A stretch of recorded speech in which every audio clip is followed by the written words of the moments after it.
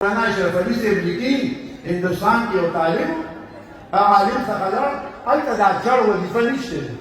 هلته هغوی یو کس له طالب له ډوډۍ له کور نه راځي، هر یو کس هغه طالب وروسته لاړ، استاد ورته وایي سبق خو درته وایم خو د ډوډۍ طاقت مې نشته، درې ورځې به دې مېلمستیا وکړم، سیوا خو زما طاقت نشته، همدا ده. اریان هغه طالب کلک زموږ په شان نه و، ویجي ته ډوډۍ نه بېغمه شه، ته ما ته سبق وایه. بالکل سبق درکړم، سبق یې شروع کړو، طالب پروا نه ساتله.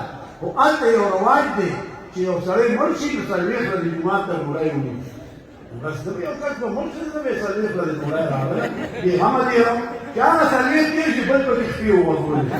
بیا یې څلوېښت ورځې ډوډۍ جاري شوه، چې درېیمه څلوېښتمه ده بیا بل مړ شه، څلوېښت دې نو پروا نه ساتي، هم مکلفه ډوډۍ وله راوي.